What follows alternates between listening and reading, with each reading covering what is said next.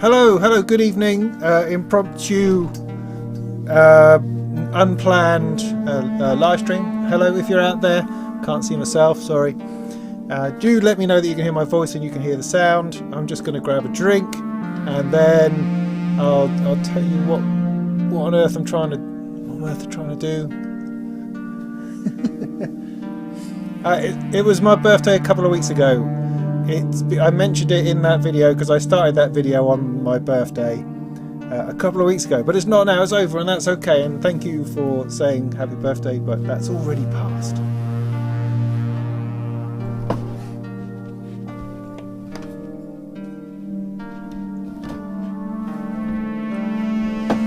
All good, says Ken, that's good.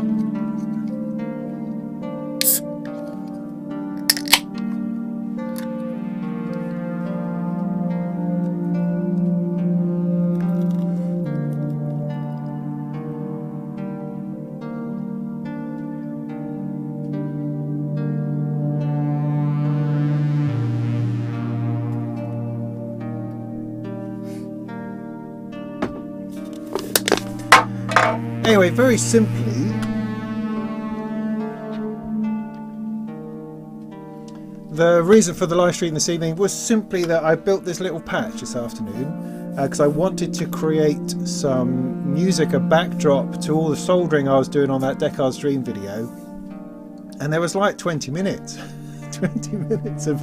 of time-lapse soldering. So I thought, well, I could just stick in a couple of bits of music, which I already have to hand. Hang on, my microphone is falling over. 1 second. This bloody cradle. I hate this thing. Come on, keep it together. Sorry.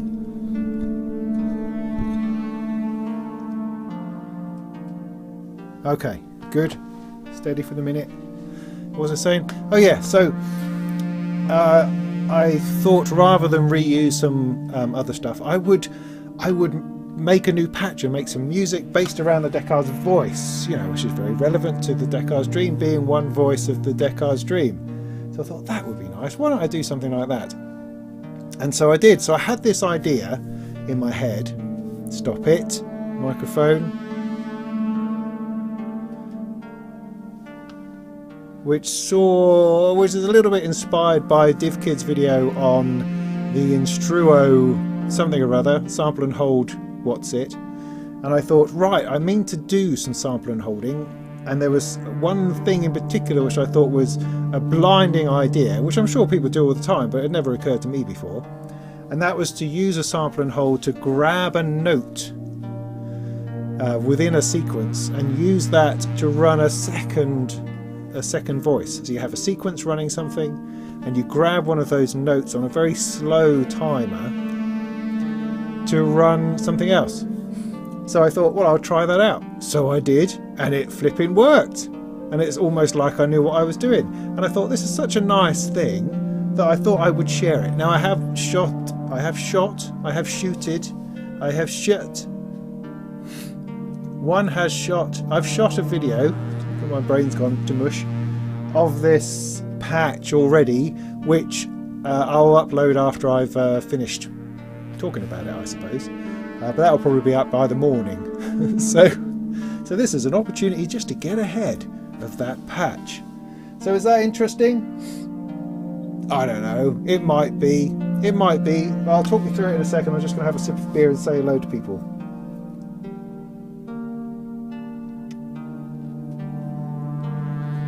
Hello, Music Easel Cat. Good to see you. Faraway Tree.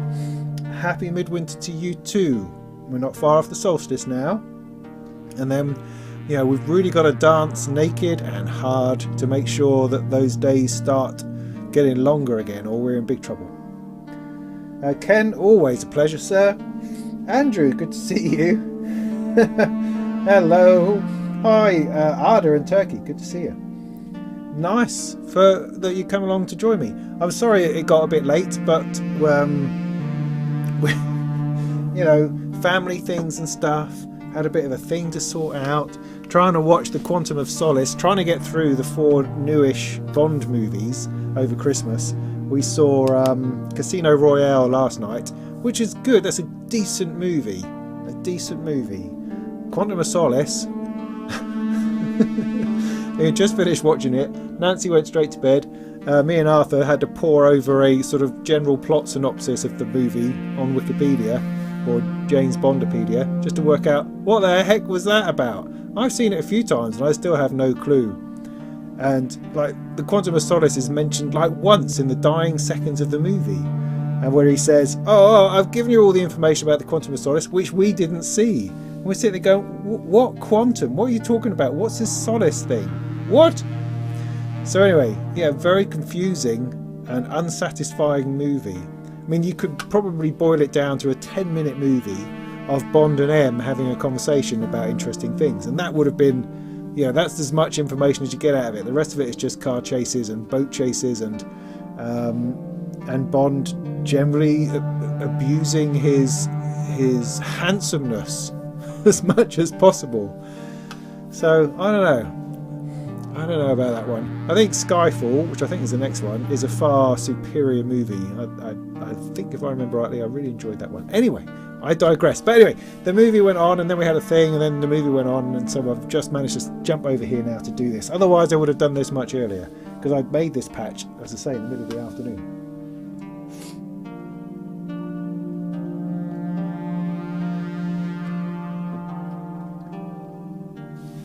Right, so how's best to do this? Well, let me just explain first, and then we can have a closer look or something. Maybe that's useful. We've got everything on screen. Not really. I'm going to cut myself out. That's all right. We don't need to see me really. So there's a number of things going on here, which are quite pleasing to me, because it means I've either learned something or I've made the right decision, and that's always really good. I'm going to need to move that microphone because I'm no longer be looking over there so much, aren't I? I need a simpler mic situation for live streams, generally speaking. But don't worry. Sorry, I'm going to clatter the microphone again now.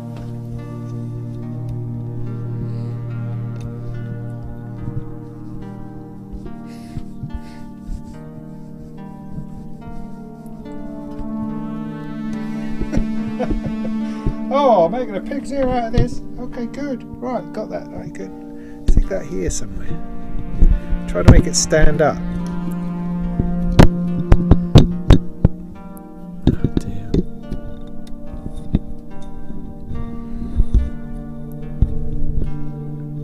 Oh, it's just ridiculous. Now, if I hang it over the edge a bit more. Okay. Tell me if you're hearing too much through the mic from my speakers at the back, and I'll try to get some headphones on or something. Anyway, so we're looking over here. Okay. So as I say, it made a few connections which I found very, very pleasing. The patch isn't as complicated as it looks because a lot of this is not actually in use. But I could pare it back a little bit, which might simplify things a little bit. So I'm not using the Castor and Pollock in this particular situation. Is that going to anything? Oh no, apparently it is. Oh, that was a bit of genius. Yeah, I'll talk about that in a minute. Oh, sorry, it's fine. It's fine.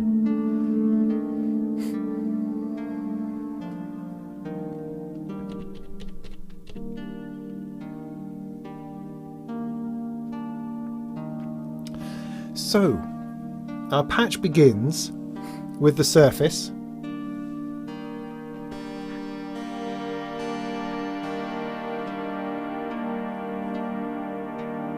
Levels are fine, thank you. I've just turned this up a little bit. I hope you can still hear my voice. Let me know if you can't.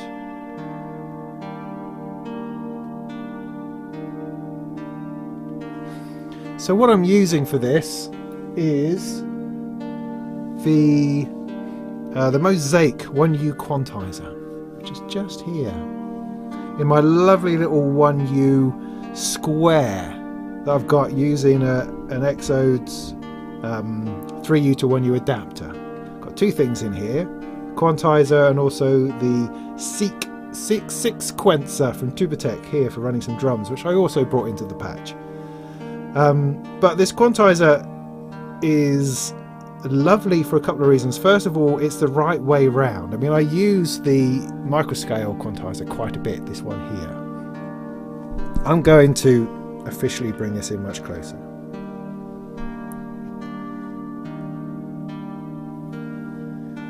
Let's see, to make sure I'm getting...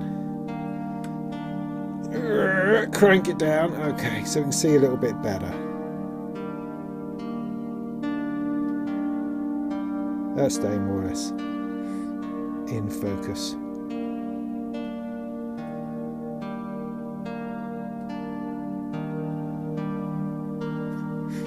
So here is the mosaic one here. As I say, I like the microscale a lot, which I've got over here. But I'm never actually completely convinced I've pressed the right notes, because it's sort of a sideways keyboard. It's not arranged like a keyboard. You kind of go, yeah, all right, I have to think about that. And that's fine, and that works, and that's good. But the idea of having one that's actually set out like a keyboard in the right orientation really, really appealed to me as a fabulous thing for One U to be about. So that's essentially why I got this. Well, there's another reason too. The second reason is that it's also an arpeggiator, which is what I'm using right now. So rather than having to feed it an unquantized sequence in order to then quantize it, which is what I do over here with the Wavephonics, wonderful step sequencer, 8-step sequencer that I run into a quantizer. Great, perfect little thing. But over here, to use it as an arpeggiator, all you've got to do is feed it a clock, and then it does it. So at the moment, I've got these 4 notes, which is making a rather nice chord, fed out to the surface. And all you have to do is just choose your notes within it. So I can add a note to it.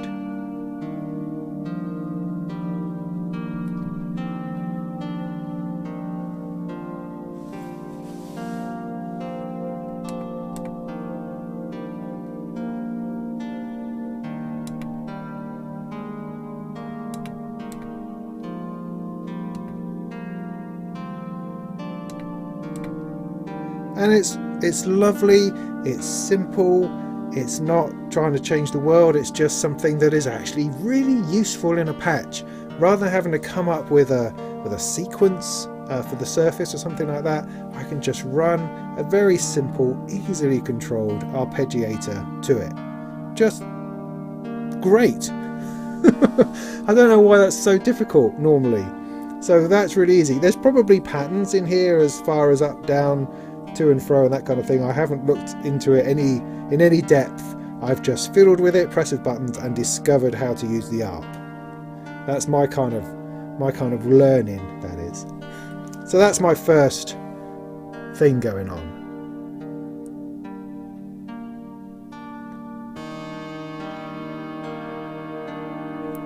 I've also fed this into the magneto, which I'm just going to crank this up a little bit. So I can just turn on the wet, just to kind of give it a bit of a cascade every now and again.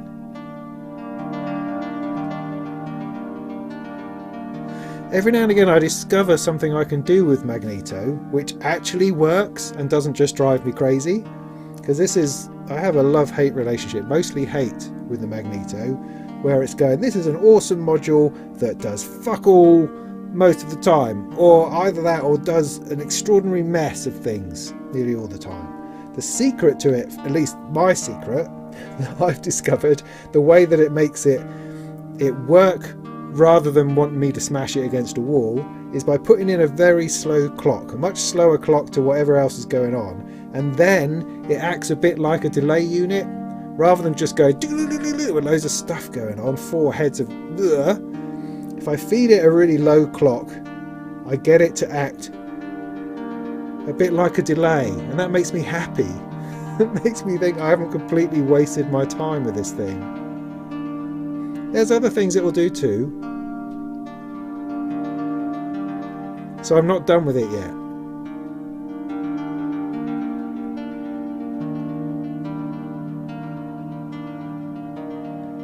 But it's definitely on my top 5 of most frustrating modules.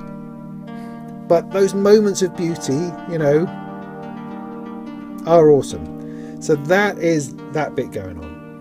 So the magic comes, or at least this bit of magic comes through sample and holding a note from the arpeggiator to run the Descartes voice, which is just over here. I'll bring the camera in a second.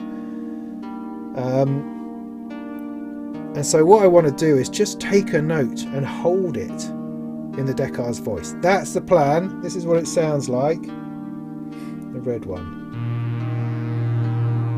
So I'll give you a moment of while I have another swig of beer, and then I'll rearrange the camera so you can see what's going on.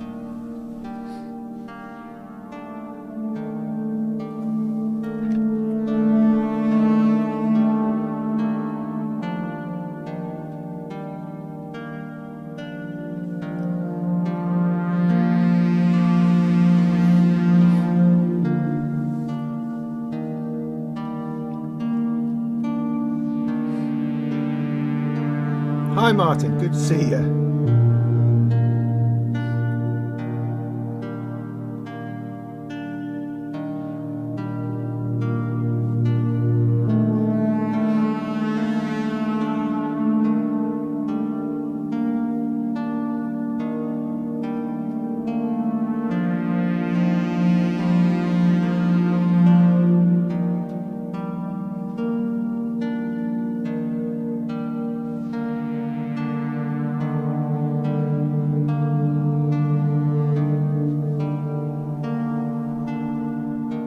So what's great about what's happening, at least to me, is that I'm not telling the voice to do anything. I'm not telling the Descartes voice to do a thing.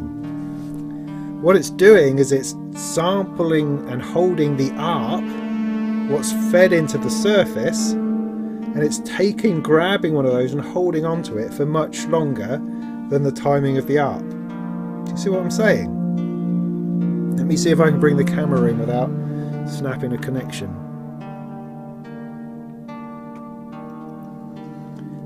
Can I risk taking it off the stand? I could try. Okay. So I've got a long cable, HDMI cable plugged into it. That's why I'm slightly worried. Ah!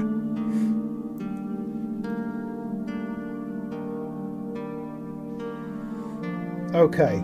Let me try to point it at the right. Let me try to point it at the right thing. So I have the quantizer here. I'm going to have to swap this round. Now I'm too scared to move something in case I lose the live stream. Let me just adjust to get the right sort of depth. Okay, so here's the quantizer. That's generating these 4 notes, as you can hear through the surface. And then taking the output. Where's it going? Alright.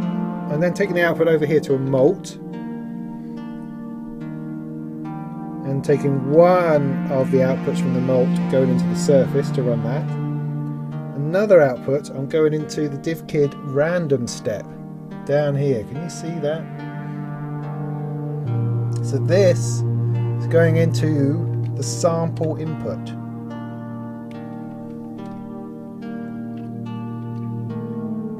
There, sample input. The output is going to the Descartes voice, and it's getting a trigger in order to the trigger that makes it take a sample. That is coming from my clock divider here. I love a clock divider. I don't understand it. This is the Doepfer clock divider. I don't really understand it particularly, but from what I understand it, I stick a clock in the top that's running something, or from somewhere, and then further on down here the clocks are just slower. They don't happen so often, if you see what I mean. So the clock which is running the quantizer is up here on the 3rd output.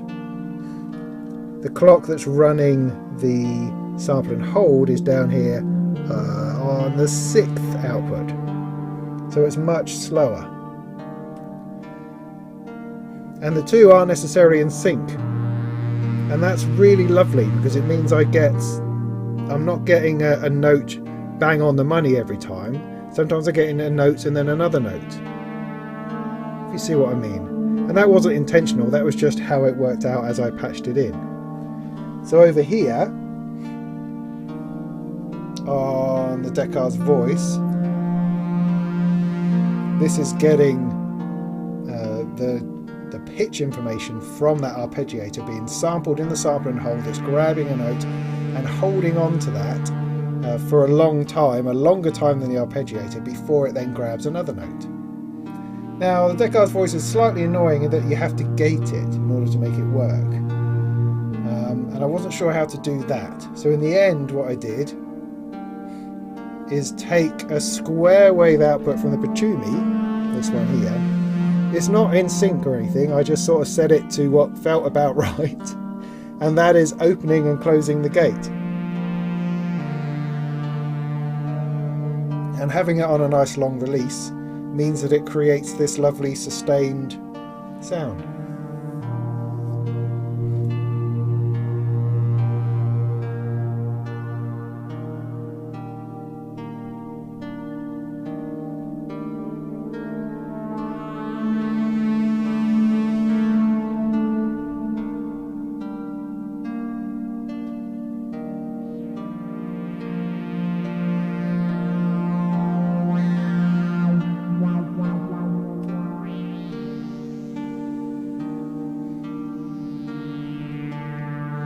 And I've just got this lovely slow LFO going to the filter that's just moving that. That's more or less it. It just happens to be on a really nice Descartes dreamy sort of sound right now.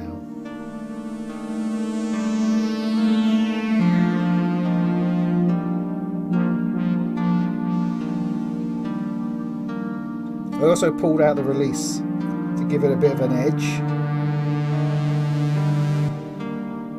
which is quite nice.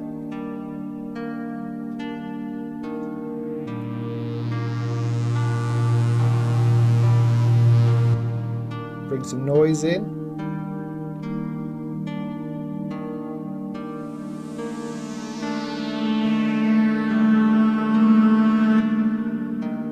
Bring the release back up.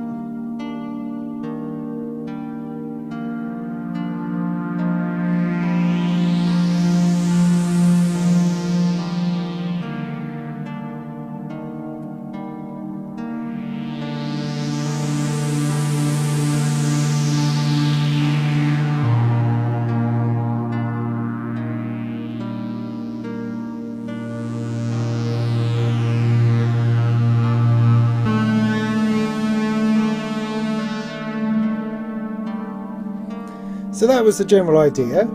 Then, of course, I'm not satisfied with just having that. I had to bring something else in. So, work out where this is currently going. Here. No, not to that one. To number 2, which is this one, which is into there. So I also wired a quick sequence to the Honor.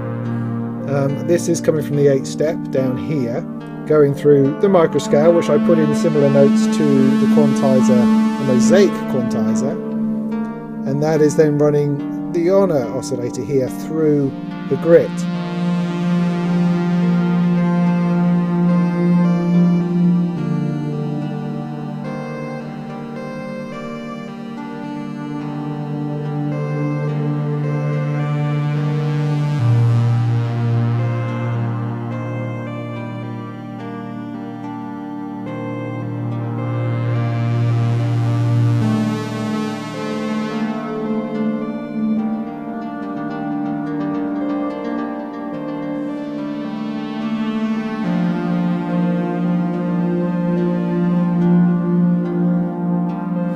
And then, once I'm happy with that, I played a little bit more with the noise plethora and my Pico drums.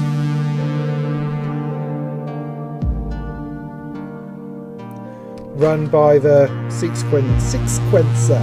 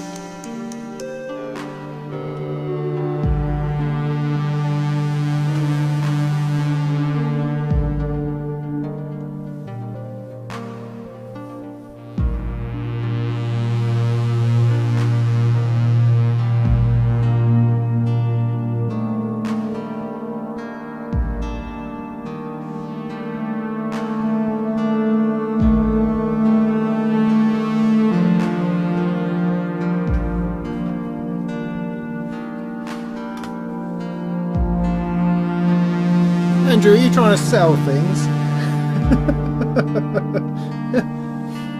So yeah, that was the idea really. As I say, I've done a video on this that I'll post up after this, which explores it a little bit. It was probably full of mistakes and messing about, that kind of thing as well. But that's the general idea. Any questions? And I just felt it was nice, and I felt I wanted to share it before it all came apart tomorrow when I do something else. Hi Jim.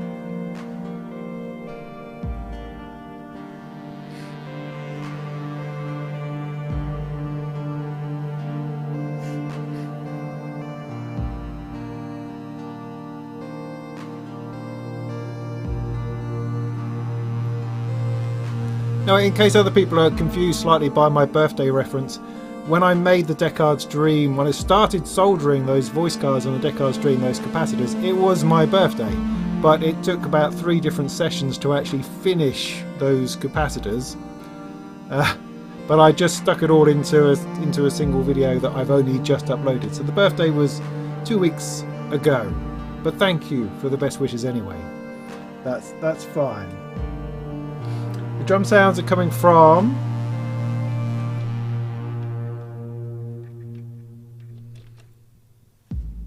Pico drums down here, just the kick and the clap.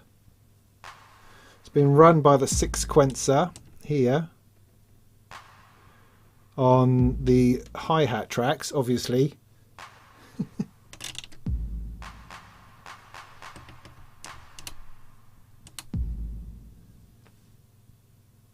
Just very simply. And then I've got the noise plethora. See, at that point you would have liked it to have made a sound. Oh, I've broken it or eaten it or something. Oh no, I didn't actually press it. There we go. So I've just got noise coming from the noise plethora, which I'm running through the Percle, which has given me this lovely envelope on it. Again, run by which track on here? That one, I think.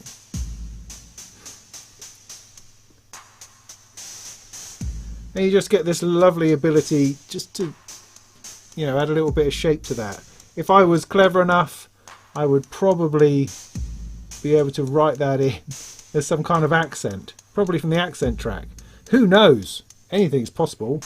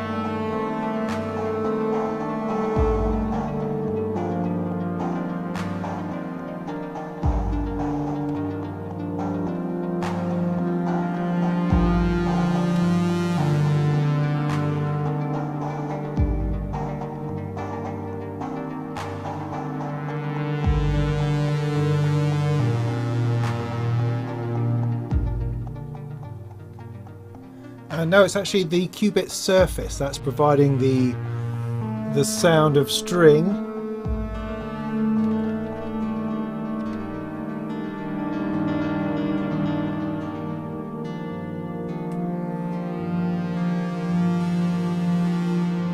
Which replaced my 2 HP pluck. The pluck, it was nice, I enjoyed it, had a good time with it. It had like a set range. It just seemed to be too easy to get it to squeak. It would tend to screech, which is not what you need when you're trying to do something, something beautiful. So when I saw the qubit surface, it's something I thought I could really get my teeth into, and I just use this sound all the time, which is a little bit lame really. I should expand my horizons, but it's simple and I really enjoy it.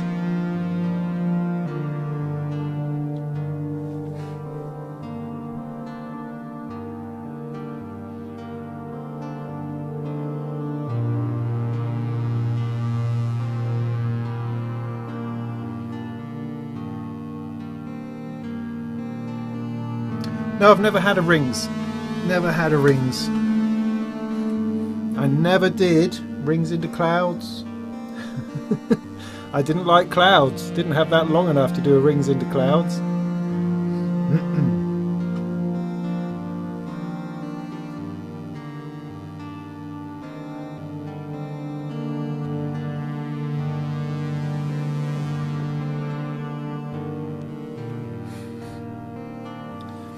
So there you go, really. That was all really I wanted to share.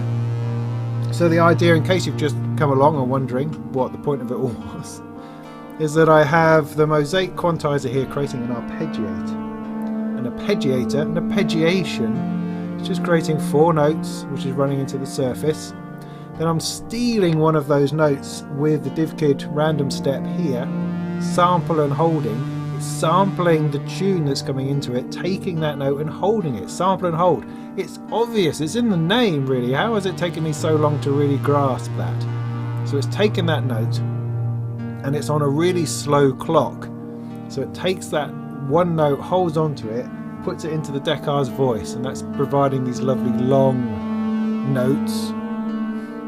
And the timing's off slightly, which is why you sometimes get 2 notes and it's not completely rocking in sync with the quantizer, which is brilliant. It's just lovely.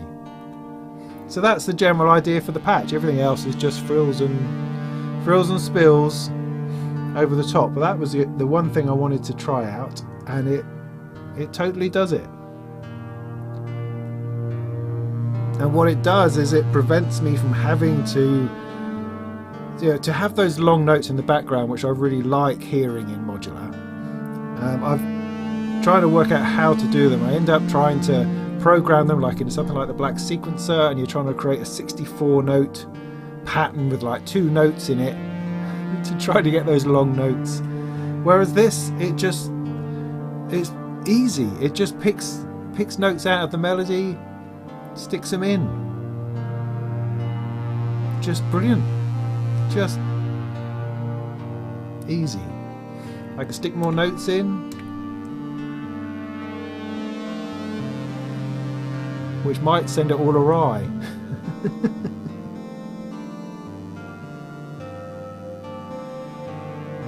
Yeah, see, that's starting to sound wrong now because it's taken that B that I've got in there, and that's starting to really rub wrongly against some of the other notes. So, you can't just stick in any old rubbish.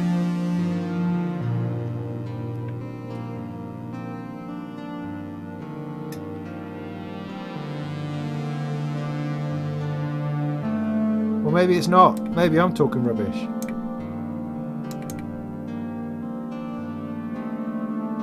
I could take one out.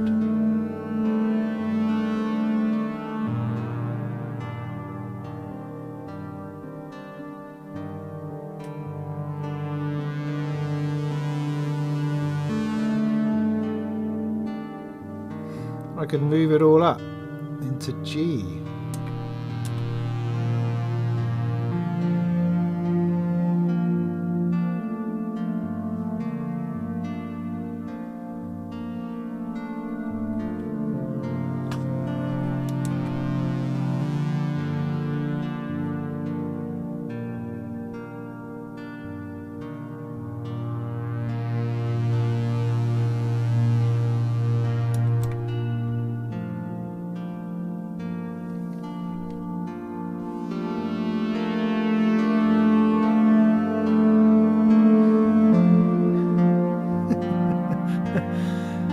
Ken, that this thing may well do sample and hold, but I'd never be able to find it.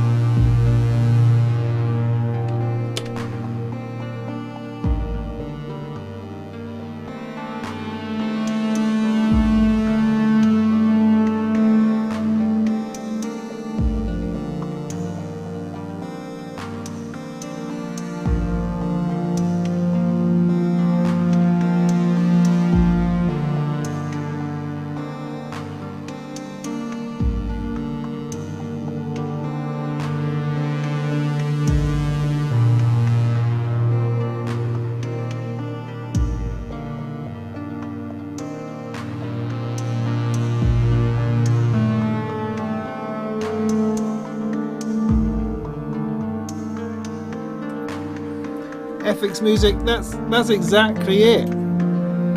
That's exactly it.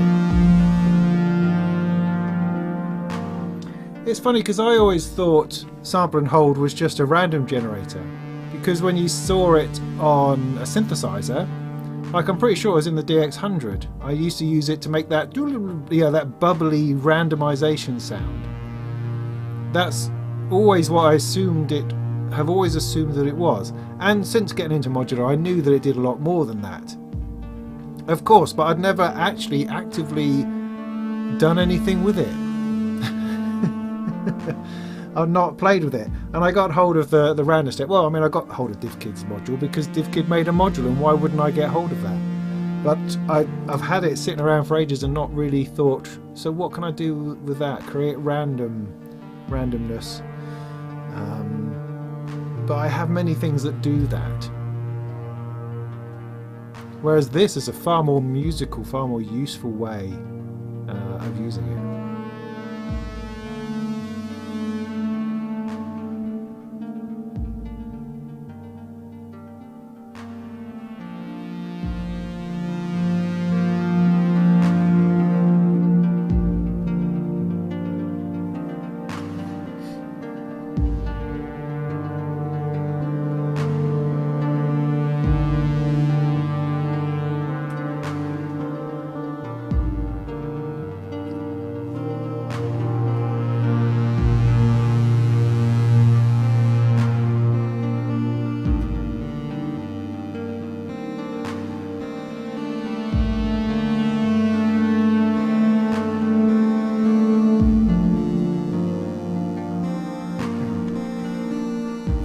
Christ Cool Eye, and answered your question whether beads is that much different from clouds, I would say yes, phenomenally so, in as much as I have been able to use beads a small amount, a little bit, but I've actually got use out of it, as opposed to clouds was a complete mystery why people liked it, why it was interesting. Now there's a lot of that in beads, mainly because I'm not actually massively into granular. It doesn't thrill me particularly, although it can be interesting, and beads has certainly given me the opportunity to see it as more interesting than not. You know, it has some stuff going on.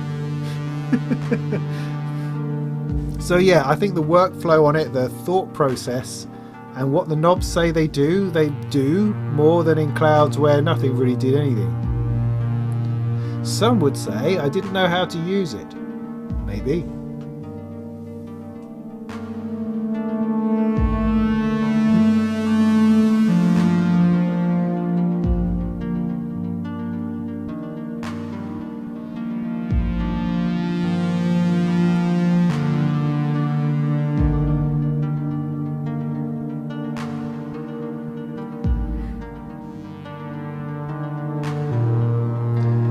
No, the Deckard's voice isn't going through a Jove. Where's my thing gone?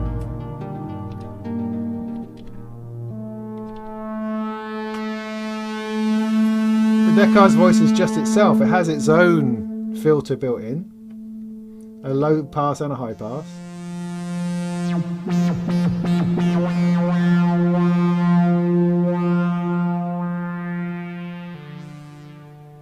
And that's been shaped by the LFO down here, as well as its envelope probably, but I don't really understand the envelope on Deckard's voice.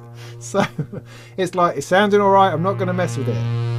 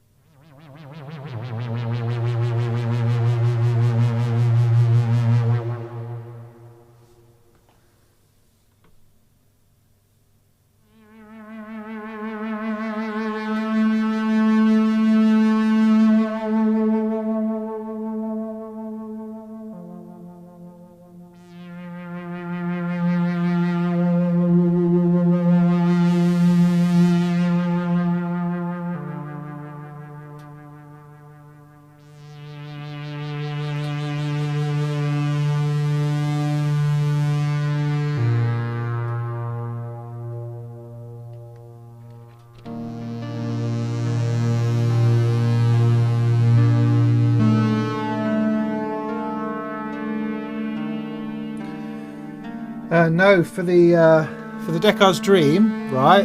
Get this, okay? The plan is I'm not testing any of it. I'm going to put it together, and then the first turn on, the first switch on, is going to be with all the cards in, live streamed, and we're just going to do it. We're going to do it together. We're going to laugh and cry together, and see where we get to. That's the plan. That's definitely the plan.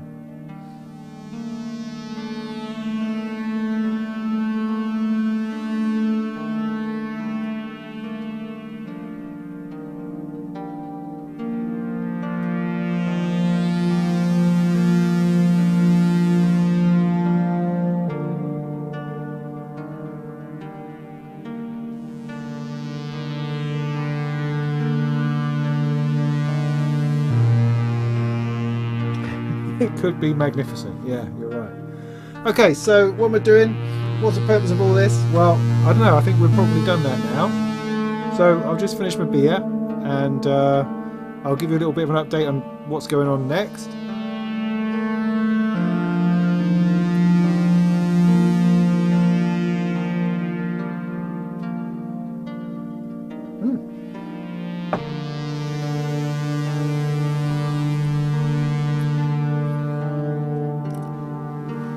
Sorry, it's my face again. I can't see if I'm even vaguely in focus.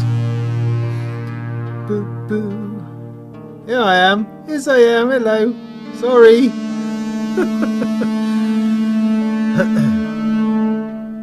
I know. I'm sorry that it jumps up and throws my face big on the screen. It's just easier to get things in focus.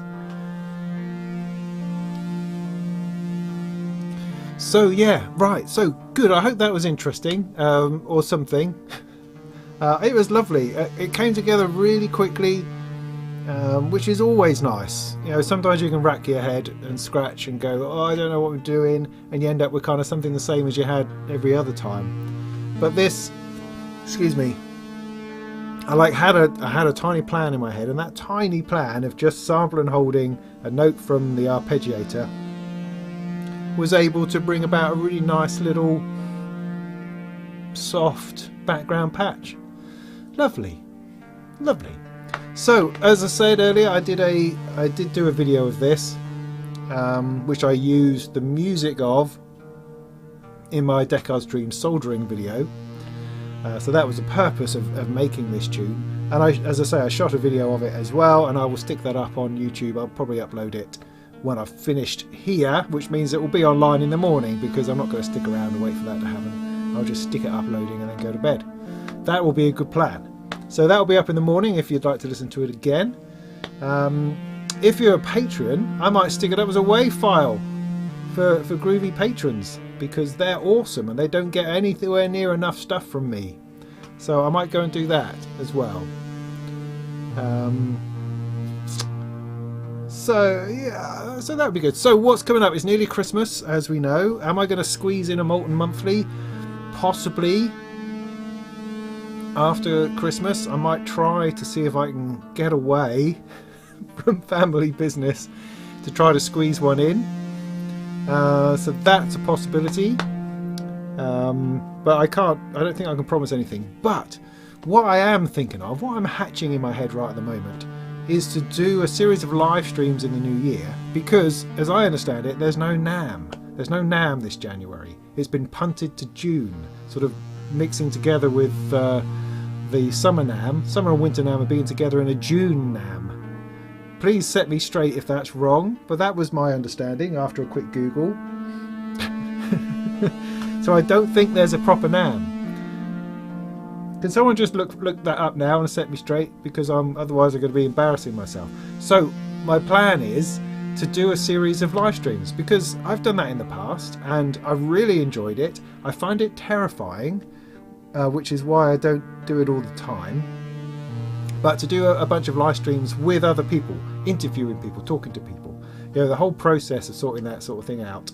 For someone who's sort of remarkably shy and introverted that I am, even though you probably don't understand that, because here I am flipping talking to camera like it's easy. But the process of gathering people and scheduling and sorting that out, getting the technology to work, all of that is immensely stressful. However, it's a great thing to do, and so I'm going to try to put together like a week's worth, or maybe spread out a bit more for a couple of weeks over January, to try to put in some seriously interesting live streams. I think that will be great. Who, though, is a good question. I've got some ideas about that. One live stream I'm certainly going to do is with Tim Exile from Endless, because I spoke to him earlier in the week when Endless for Windows came out and they all went free. And there's a lot of talk about what they're doing with blockchain and NFTs, and that is an interesting situation for musicians and creative people that I don't really understand, that I know there's some good things about it, some bad things about it, and people are confused, or people are overly hyped in one direction or another. And Tim's an intelligent guy, an articulate guy, and I think with my help decoding some of the larger concepts that he talks about, I think we could probably drill down into what it's all about. So I plan to do a bit of that. That'll be good, worthwhile doing, I think. So I'm going to sort of put that in. There's some other people I'd like to talk to. I'm not sure. Open to suggestions, really. What would make for an interesting live stream? And also within that, I will try to see if I can get the Deckard's Dream ready to be finished as well, so we can use that as a live stream. Bake that into the whole idea of switching that thing on, because I am close now. I am close. I've got the ICs to do on those voice cards, yeah, which is a session, a couple of hour session. Then the larger electrolytic capacitors. So yeah, a couple of days and I could have the Deckard's Dream essentially done, and then I'll be floundering around wondering how all the bits come together, because that's really hard, and trying to find all the advice and instructions that I've had over the years that I've now lost in time and that kind of thing. So that could be interesting.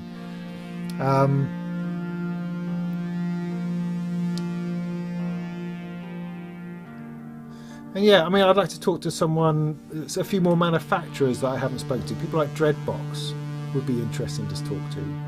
Korg would be interesting to talk to. Possibly even Behringer. Would I be that daring and bold? Would that be nuts? Don't know. Anyway, so those are ideas for the new year. In the meantime, up until now, tomorrow I'm shooting a video on the Osiris, the mod BAP, wavetable oscillator, which is great. I've just written up my review for Gear News. Once I've done the video, that will all be online. So that'll be super. Anything else I can think of? Oh, well, I mean, I've just received a Nymphus from Dreadbox, which is sitting over there, all wrapped up still, to do a review on. So I'm looking forward to doing that. Yeah, and maybe I'll just try to do a bit more jamming somewhere in between as well. We shall see. But tomorrow is Osiris Day. Hopefully I can do the video. I can do a couple of demos which sound, you know, somewhere within the realms of what Starsky did and what Jeremy did. If I can just do something vaguely interesting, that would fill me full of joy. But who knows? It's that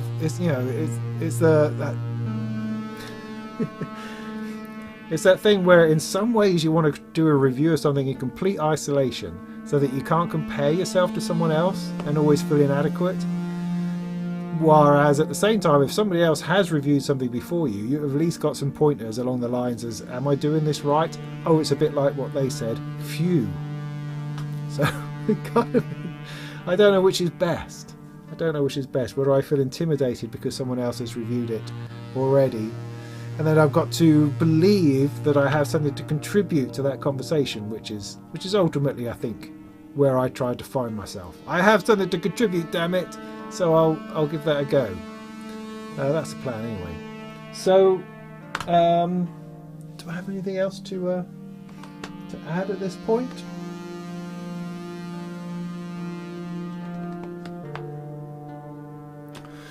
Oh, I will be getting my stochastic generator back soon. I sent it away to be modernised because I had like one of the original ones very early on. I've always enjoyed that. I've not got really much underneath the surface. I've just sort of put up sliders and given it a clock and enjoyed the melodies that it creates. But Finn over at Stochastic Instruments has taken it back off me, given it a bit of a to upgrade it, and it's going to throw in the expander my way as well, and I'm getting that back soon, which will be great.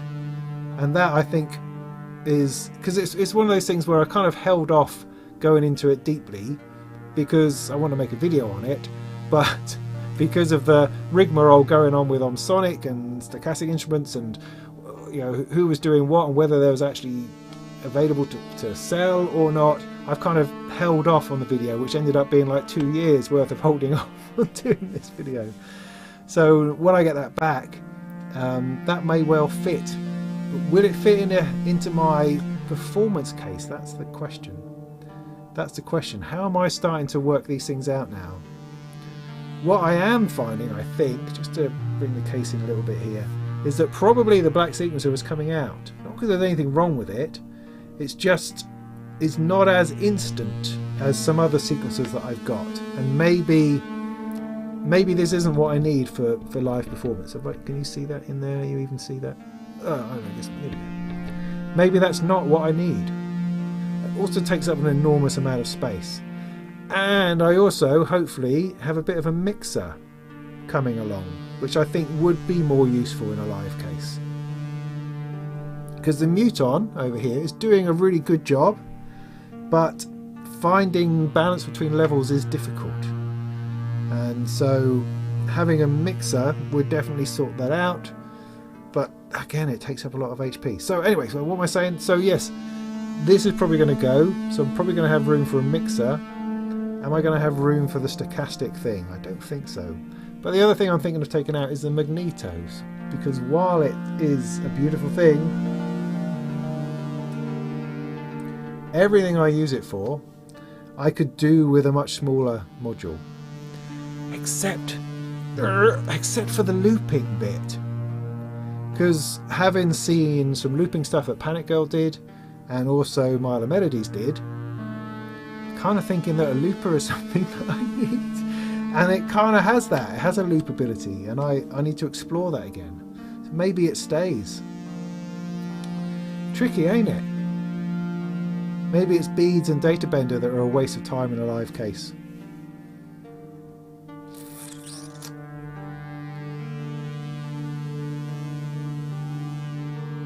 Don't know. I mean, I could recreate this patch not using the Deckard's voice and instead use Castor and Pollux through the Jove, for instance, or even the Polycinematic, which again, I need the mix of, it's constantly in development. That's the thing, constantly in development. Anyway, let me just check the comments in case anybody said anything worth replying to.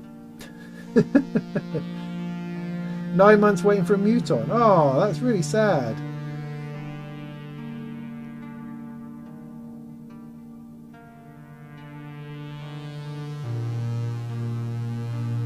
I've got a brains. I've got a brains over here. I'm not allowed to tell you anything about it until my reviewers come out and Sound on Sound.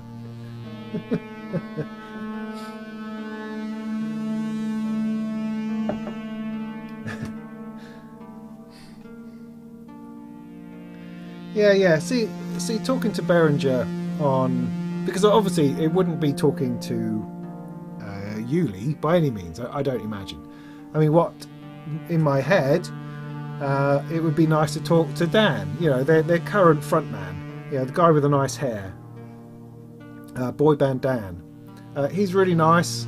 Genuinely seems to be a nice bloke, and is doing a thoroughly decent job of doing demo videos for their gear. So I think it would be a good guy to talk to. Now, of course, people have opinions on Berenger, and I don't know. I don't want. More than anything, I wouldn't want it to be a fruitless conversation.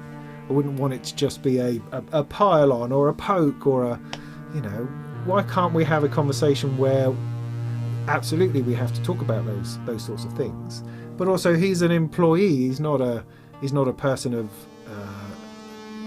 necessarily of decision-making levels, and I've got no interest in costing him his job. So if we were to do that, there would have to be a certain level of understanding that we have to be able to talk about some of the issues, as well as not spending the entire time on those issues, and for that to be the purpose of the interview. Do you know what I mean?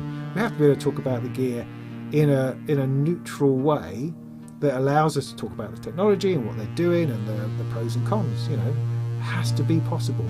I really don't like this idea of cancelling Berenger or anyone for that matter, or trying to measure them by some kind of moral scale.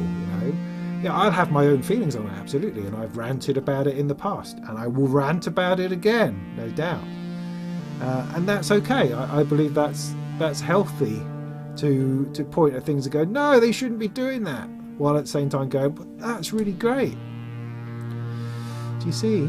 So it could be more trouble. Could be more trouble than it's worth. But also, I think it could be interesting and enlightening, and I think I would be a good person for them to do it with. I think I would get. I think I'm in a. I don't know. I feel I'm in a position of enough integrity or honesty or something to kind of pull that off in a balanced way. I don't know. It's a thought anyway. It's a thought. I've thought about it before and people have said, no, don't do it. So who knows? Yeah, Ian, actually, yeah, that's kind of it, very much.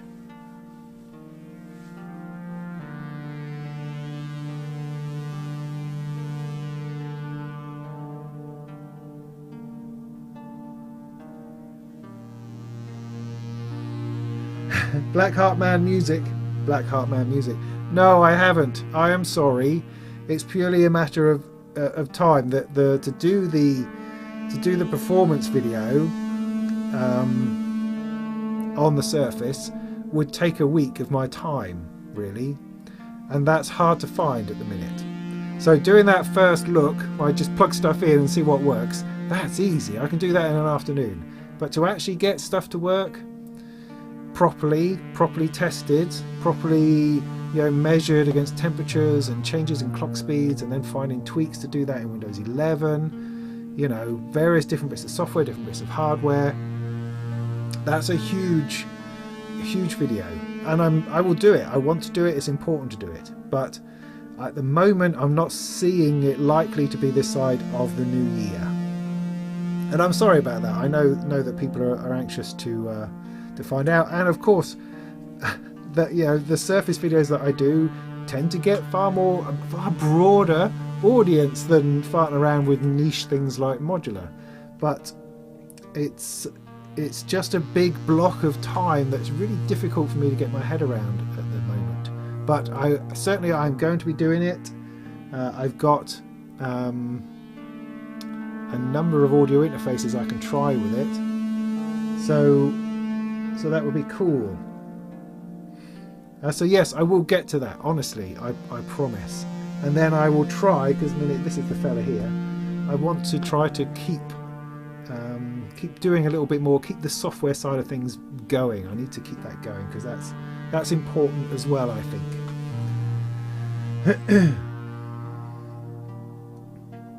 All right, couple of questions then. What patch cables? Hoser and Black Market Modular.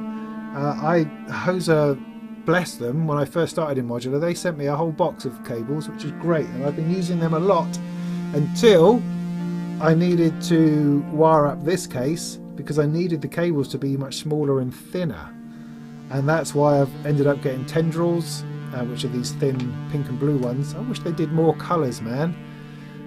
Pink, blue and white seems to be what they do. But I also got these sort of camouflage colour ones from, what are they called? Control. And they're good. They're all thin and wispy. But they work alright. I quite like them. And now the Hoser ones, like this one, feel thick and chunky in comparison. But they've been good. I mean, what I like about the Hoser ones is that they are coloured all the way to the end. Unlike sort of these Bafako ones, for instance, which are great. But the black ends I find more difficult. I like the colour to run to the end, personally. The Domix 5-channel mixer module. No, it's good. I like it. It's a good size. It seems to do a lot. What the mixer I'm getting is actually from Feedback Modules, which is a 6-channel one based on an old Boss mixer, which gives it a bit of sort of character and roughness to it, which I quite like. But no, I quite like the Docs one when I saw it. I can't think now if there was any reason why, other than the fact it was only 5 channels, that I wasn't sure about it. So no, it looked pretty nice. Yeah, no, we don't make our own patch cables.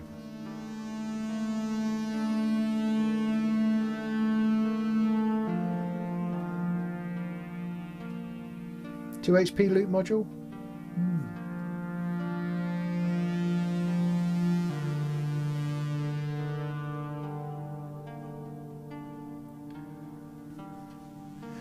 Ramsey has the FB mixer, does he?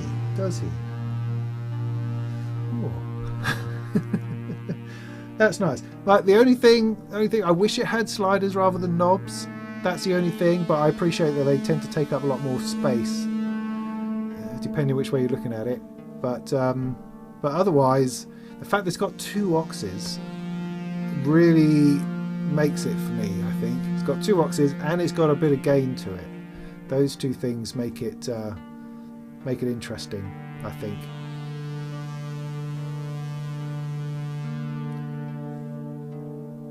So I can put something like the delay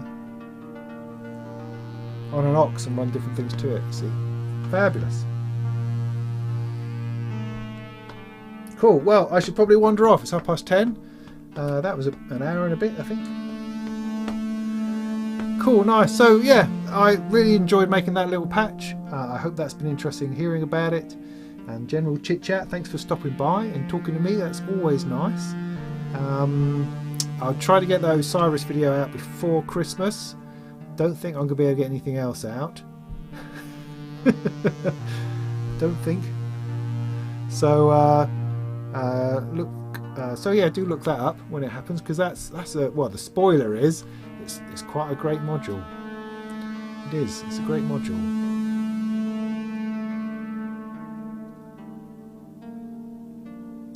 So I could just sit back and play with this for an hour, but I'm a bit too tired. Maybe I'll try again tomorrow. But anyway, blah blah blah blah. So have a really great Christmas and New Year. I'll try to squeeze out a Molten monthly between Christmas and New Year, if all the stars align and I'm able to do that. That would be fantastic. I'll do my best.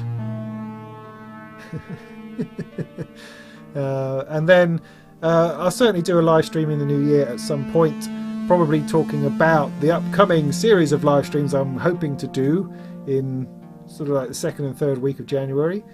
Let's see how that goes. I'll keep you updated. Keep you updated. Cool. So I will just play you out for 5 minutes or something, 2 minutes, and bid you good night and a very happy Christmas. Stay safe out there. It's not nice. It's not nice.